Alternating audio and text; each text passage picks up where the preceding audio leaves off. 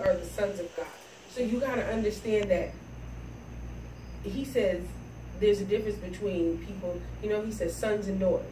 He said everybody's not God's son. You know, the world will tell you we're all God's children. No, we're not. You can't be God's children if you ain't born again. Because children look like their father. Right. Children are a reflection of their father. If your spirit, which is the real you, that's who you are, if you are not born again, you are not a child of God. Wow. And he's saying that you are a son or a daughter if you are led by the Spirit. That means the Spirit of God is involved in all of your daily affairs. Wow. That means when you speak, the Spirit is telling you what to say. That means when you get into a disagreement, the Spirit is speaking for you. The Spirit is doing the mending. The Spirit is an ambassador reconciling people to you, not you. That's right. That's why he's saying that these people that have this way of thinking that opposes and is hostile with the Word of God, they're not my sons. Right. They may be a part of the family, but they're not my sons. Because my sons are led by my Spirit. That's why he said the sheep hear his voice. And the voice of a stranger they will not follow. And he's saying that because there are other voices that want to lead you. And that's why he's saying they know my voice. See, it's one thing to hear something, it's another thing to experience it and know. So Paul, on the road to Damascus, he had this encounter with God, and Jesus came, and this is when his life was transformed, and he began to be a new person. And I'm telling you, if he killed all these people, or sanctioned the killing of all these people, he went on to write the New Testament, then can we talk about it's dark. I'm like buzz him But if he went on to write the New Testament, and do all the things that he did as an apostle, then how much more can we do in our walk with Christ? But everybody saw the light. Paul heard the voice. Paul became a sheep that day. He heard what God was saying to him. And see, that's what happens in the world. A lot of people, because they haven't tuned their hearing with this. See, this is like a tune. So this is like when you get an oil change, it cleans everything up so your car can function better. This is like your oil change. This helps you get all the gunk out so you can hear a little better. So he heard the voice, and now he was able to start being led by God, because from that point on, God began to speak with him regularly, and he was led by God. Right? He said, so for as many are led by God, the Spirit of God, they are the sons of God. He said, for you have not received the spirit of bondage again to fear, but you have received the spirit of adoptions, whereby we cry, Abba, Father. Right? So remember, he's talking about no condemnation. Right? You don't have to be afraid of God. You don't have the spirit of fear. You have power, love, and a sound mind. He said, and you receive you receive the spirit of adoption.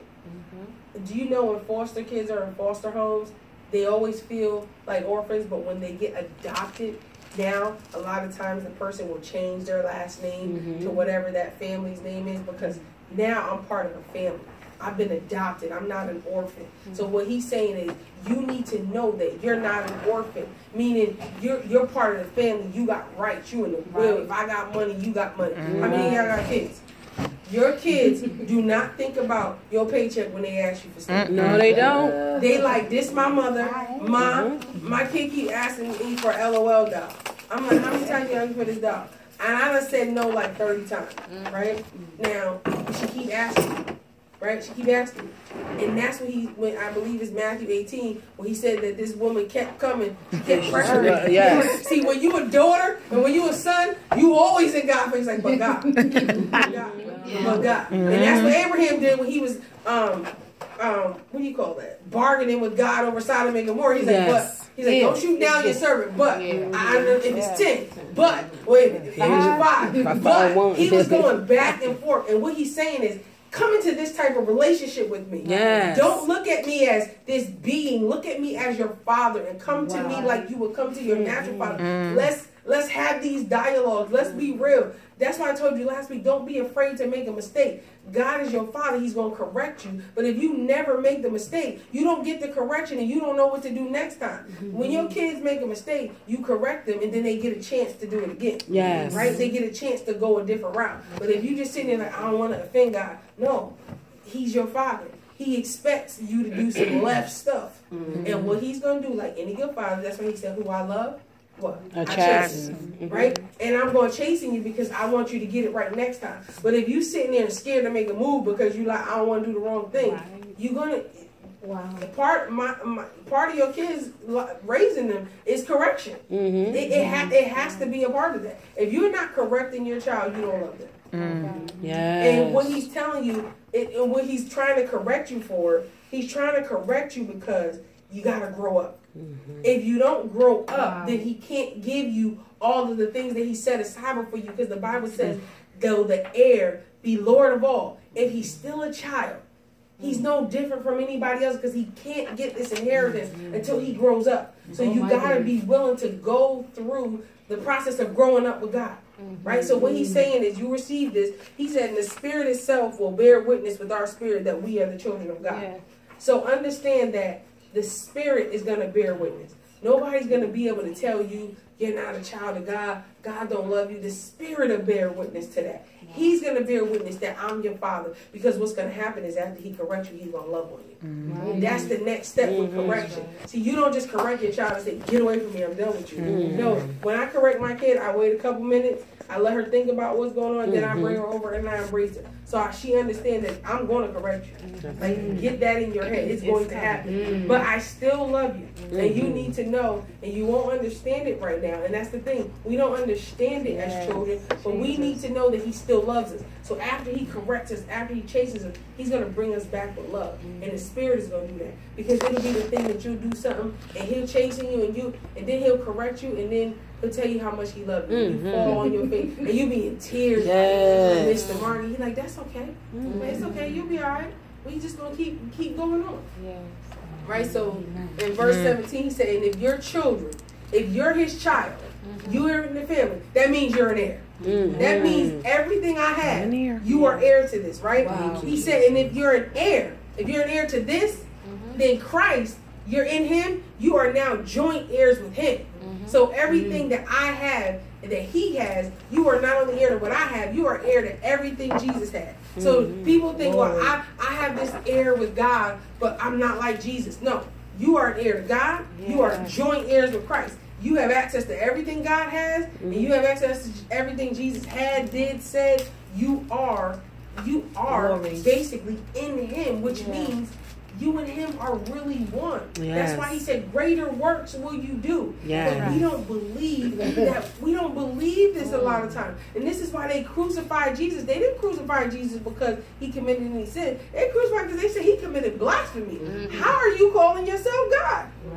That's what they crucified him for. And it was the church people. It wasn't the world. They don't care who you call yourself. They don't care. It was the church people that's like, you're not God.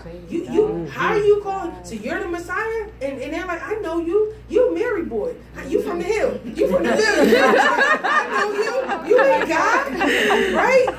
And you want to know the crazy part? The demons even knew who he was. Yes. The church didn't know who he was, but the demons knew who he was. That's why when he went to cast the spirit out, he said, you can't do anything to me. He said, you're God. The demons knew who he was. He said, yeah, I'm God, but I got a birth certificate. That means I'm also a man. And get on up out of here. And see, this is why we have to know who we are in Christ Jesus, because these things are coming at us.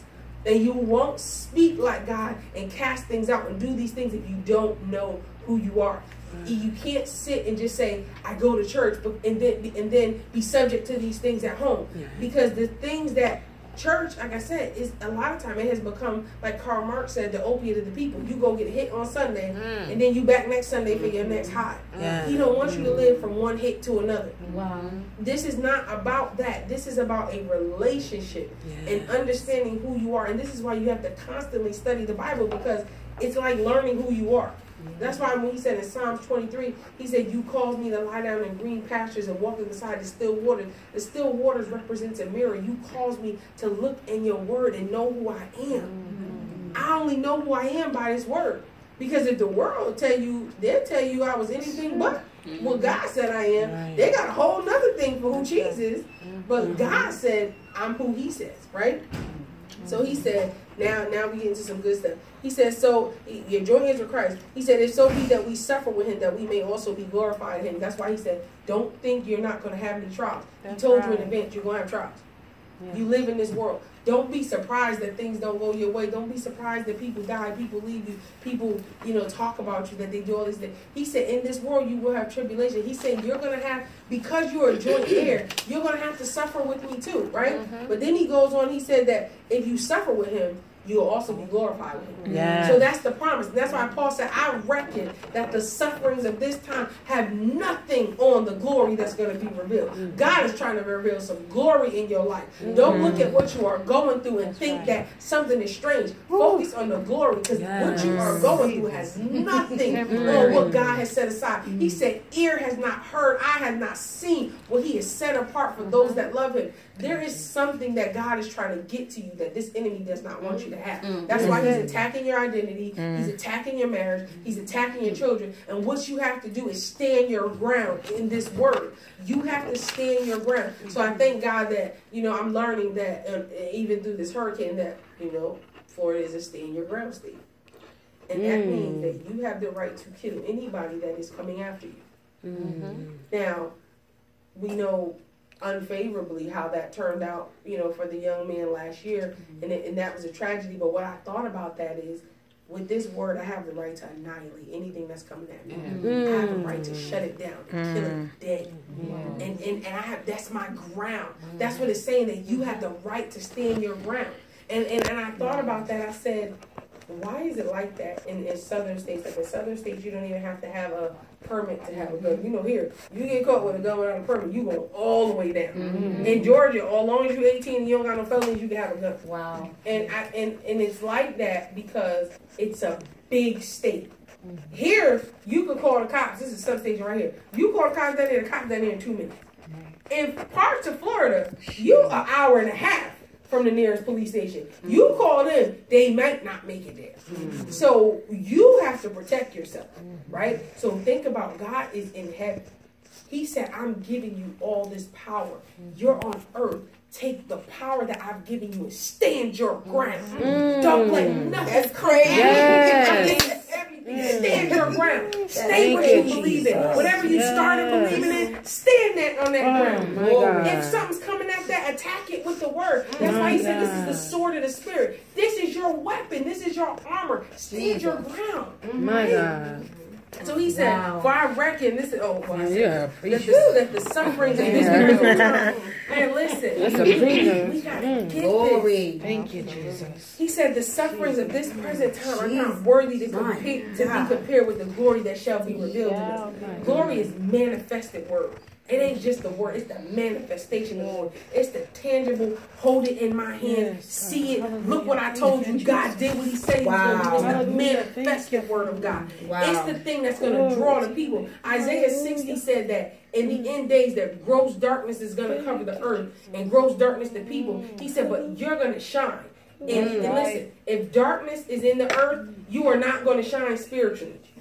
You are going to shine spiritually, yes, but you're not going to just shine spiritually, because worldly people don't understand spiritual stuff. You can be the most anointed man, and they won't even understand that. They understand manifestation. They understand carnal, natural things like money.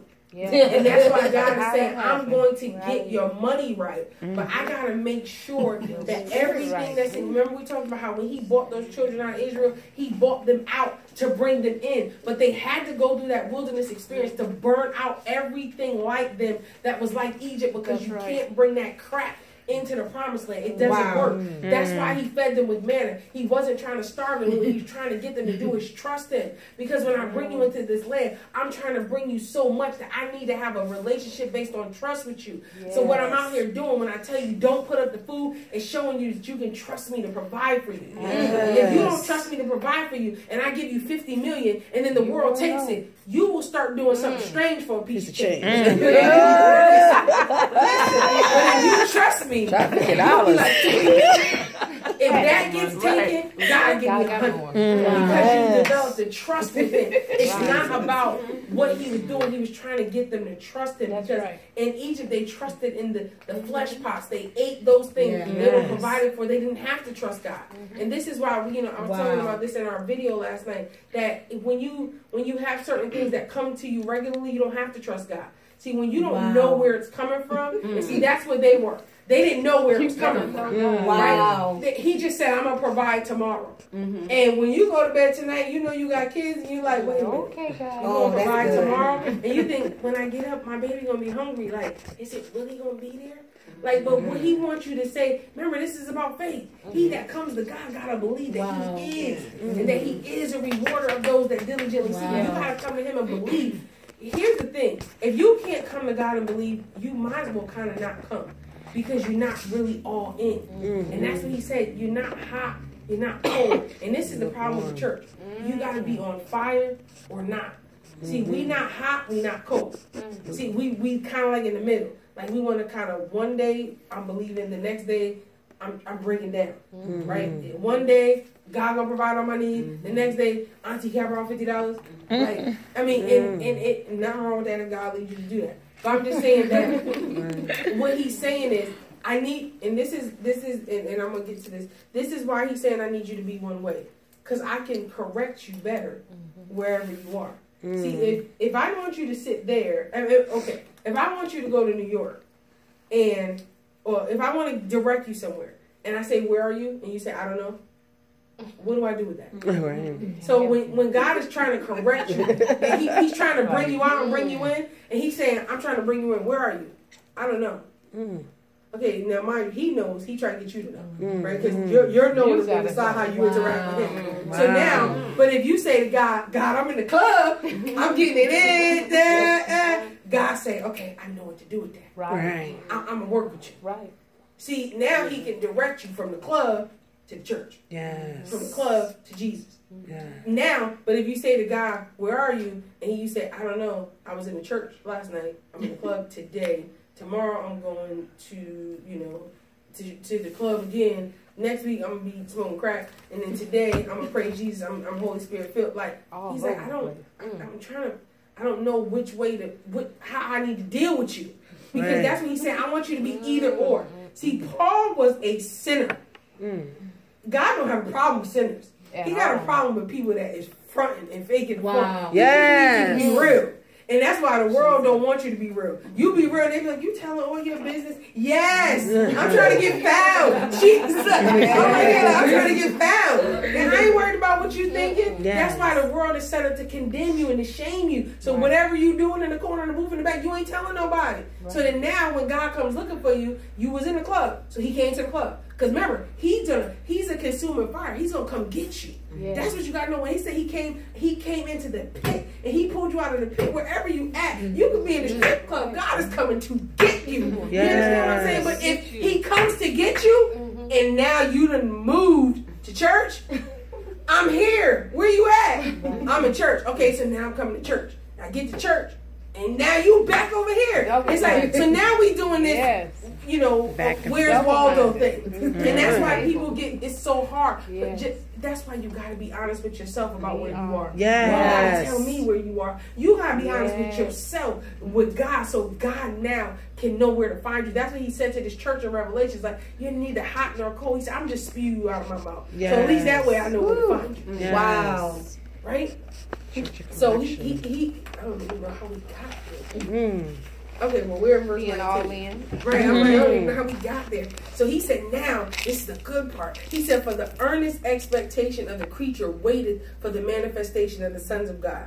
And this is verse 19 in the Amplified Bible. For even the whole creation, all of nature, right? All of nature waits expectantly and longs earnestly for God's sons to be known, manifested, waiting for their revealing and disclosing of their sonship. Do you know there are people that are waiting on you to get where God has called you to be at? They are groaning, they are in pain, waiting for you to be manifested. Wow. And the only way you're going to be manifested is if God can get you through this process of getting out of that life of the law of sin and death into this life of the Spirit of Christ, so that he can give you all the things that he needs you to have so that you can minister to the people. There are people somewhere waiting And this is why God, he's perfect in his plan. If you don't do it, he gotta find somebody else, because it's not about whether you will do it. It's about the people that are waiting for you to get in position. It's about the people that are waiting for you to do the Bible study that you said you were going to do at your house. Wow. The people that are waiting for you to start the church that you said you were going to church. The people that are waiting for you to start the mentorship program that you don't even know that there's a boy there 3 years old that the crack demon is after him when he's 15. And because he's been mentored by you, that demon is not going to be able to have access to him because you were obedient. This is why God said the whole world is waiting. That's why he said, I'm giving you the Spirit. I'm telling you everything that you need to do, because it ain't about you. It's about the people that are on the other side. There are people that have died and that are in their graves because the people before them were disobedient. You can't have this blood on your hands. You can't play these games, because the person that's being disobedient might be the one that's supposed to minister to your son that got shot. Jesus. And this is why we gotta be obedient. This is why we gotta buffet our flesh, and we gotta really get into this word and be who God has called us to be. He said, for the creature, creation, the things in the world, they're subject, or they were made subject to vanity, to frailty, to condemned frustration. There are mothers out here frustrated with their sons, and people are like, well, why? Where's his dad? Well, guess what? His dad's in there, but there was a man that was supposed to start a mentorship program. He never did. He said, I'm gonna wait. He said, I'm gonna wait till I get my money in order. I'm gonna wait till my kids grow up. I'm gonna wait for this, I'm gonna wait for that. Not realizing that he would have just stepped out, that God is Jehovah Jireh. He would have provided. And meanwhile, the people are frustrated because they're waiting on us to be manifested, right? Wow. Right? He said, and going into he said, verse 20, he said, not willingly, they weren't subject to anybody, but by reason of him that has subjected them, the same in hope. So he's saying basically that it's not intentional on his part. They're just subject because of the things going on in this world. Right? He said, because the creature itself also shall be delivered from the bondage of corruption into the glorious liberty of the children of God. Do you know that there are people, their salvation is not based on, their salvation is connected to your obedience. That's right. That's crazy. They're looking to see how real you are with this walk. They're looking to, you cuss somebody out in the store, they're like, God ain't real. Wow. They were waiting for you. Wow. See, when they see you get cussed out and they see you respond in love, they're like, man, something real. God is real. Wow. Right? So I'm telling y'all know when I came up here, and I still have this thing going on. When I came up here, y'all man, I know, but I had I bought these dancers from Atlanta up here. There are people that still see me and speak about that. And I'm like, yeah, but I'm doing Bible study now. But here's what you need to know. They're looking at me then and looking at me now. Yes. And they want to see, is it true? Right. Is the Spirit of God in this person real? Yes. Because I knew her then. But you didn't know me in the Spirit. That's why the Bible says, judge no man after the flesh. You don't know who I was in the Spirit, because even then in the Spirit, God was working with me. Yes. So now what you see is a manifestation of my obedience then. So now people can say, if she did that, if she was doing all of that, then now God is real. If he brought her in, I'm coming too. Because she was worse off than me. Yes. So if he brought her, I'm going to. Right? So he's saying that they're waiting for your life to be a testimony, right? He said here in verse 21, he said, for we know the whole creation groweth and travaileth together. I'm going to read that, just 22. We know the whole creation of irrational creatures, they've been moaning and groaning together of labor pains until now. Yes. Until right now. Because he's saying right now, I'm about to show you how that you can put an end to this. I'm about to show you how you can give them what they need, right? Wow.